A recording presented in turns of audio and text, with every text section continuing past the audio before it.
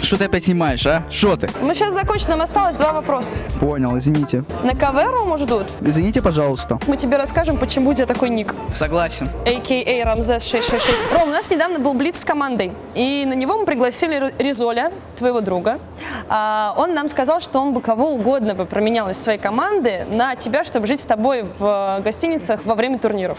Ты бы захотел бы на всех турнирах, если бы была такая возможность, жить с Ризолем и больше времени проводить со своим другом? Ну, мы же как бы враги. Ну, вроде и друзья. Ну да. Но все время нет, наверное. Ну, а так пообщаться, конечно, почему нет? Давай предположим, что Ризоль бы играл с тобой в одной команде. То есть как бы выглядел бы ваш один день из жизни, что бы вы делали, о чем бы вы говорили, как бы проводили время? Ну, я не знаю. Мы же не видимся долго, допустим, и говорим о чем-то, что произошло в этот промежуток времени. Чем бы ты вообще занимался, если бы доты не было? Ну все, выключили бы доту, навсегда запретили бы доту. Для начала я бы учился. Вот. Ну и занимался, наверное, каким-нибудь спортом. Например, какой спорт тебе нравится? Ну, футбич. Футбич неплохой. Ну и драчки какие-нибудь там. Боевые искусства. Да. Какой любимый предмет у тебя был в школе? Физра. Физра. На протяжении твоего долгого игрового пути у тебя были разные наставники, разные тренеры, разные капитаны команд. Можешь как-то рассказать, кто что внес в твое развитие? Ну, даже можно хотя бы сказать о соло и об артстайле, который сейчас у тебя есть, и это твои наставники. Так, ну сначала у меня был... Кто у меня был? Габлак. Да.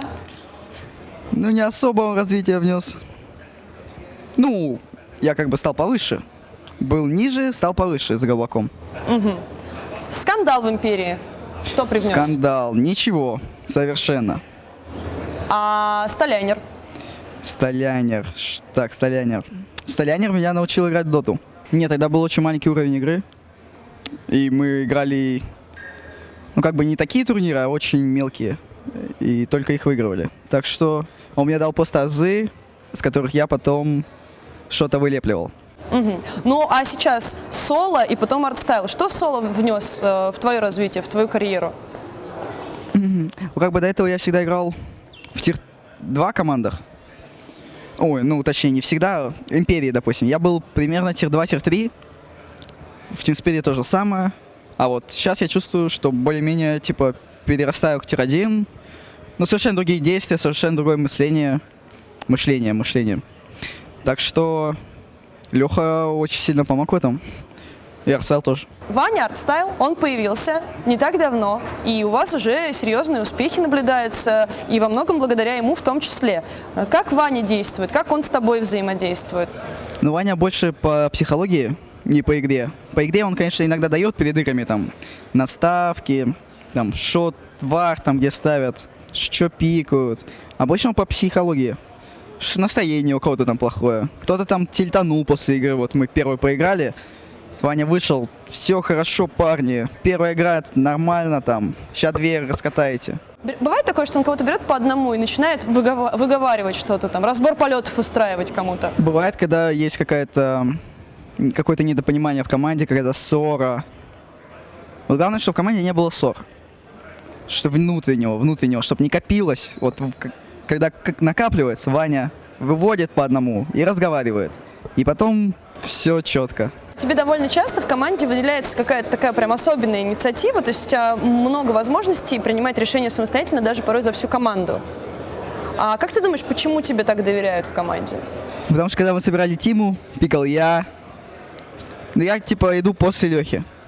Леха типа самый главный, а я чуть ниже. Ром, ты играешь на позиции керри. Вот мы недавно Вову спрашивали, почему он играет на миде. Почему ты играешь на позиции керри? Что в этом особенного? В чем преимущество? Почему именно эта позиция тебе нравится? Ну я играл, была такая команда раньше, СФЗ.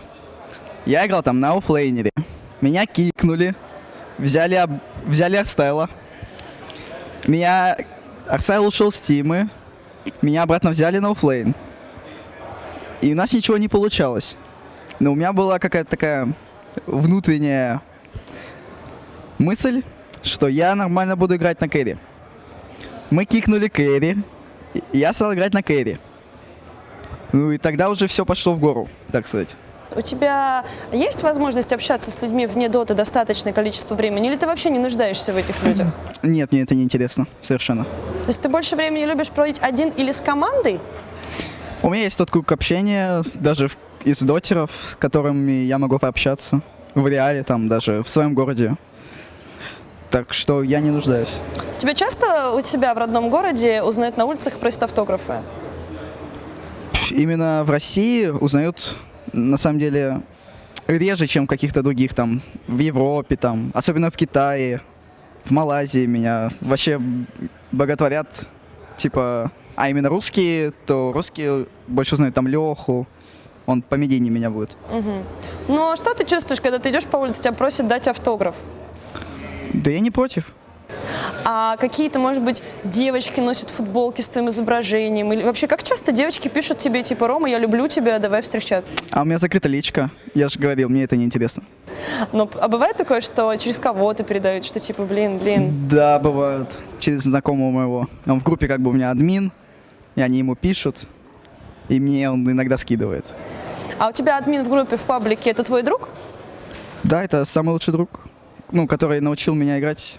Почему по же мы сути, не говорим вместе. о нем сейчас? Как его зовут? Тёмыч, Привет передадим? Ты передавал ему Привет. привет на Блиц? да. Хорошо. Привет, Тёмычу. Наверное, у тебя уже много раз спрашивали, почему Рамзес 666? Просто так. А давай немножко с тобой поговорим о Древнем Египте. Как ты думаешь, примерно в каком возрасте Рамзес стал правителем Египта? Не знаю, лет 30. Нет, он стал правителем в 22 года, тебе сейчас 18, то есть у тебя есть все шансы стать победителем мира даже раньше, чем Рамзес начал править Египтом. То есть International в этом году у нас есть все шансы, что ты еще раньше начнешь править Аегисом. Предположи еще раз навскидку, сколько примерно лет он правил Египтом, Я не знаю. Ну, не знаю. исходя из твоего ника. 66 лет. 66 лет. А знаешь, сколько у него было жен? 66? 6. Нормально. Получается, Рамзес 666 абсолютно обоснованный ник. Просто рассказываю тебе, держу в курсе, чтобы ты знал. Ну, спасибо, что подузнался чуть-чуть. Теперь ты можешь всем говорить, что ты Рамзес 666, потому что Я умный. ты умный. Да. Привет, Virtus.pro. Привет нашим спонсорам. Привет Тёмычу и Ризолю. Спасибо, что поддерживаете нас.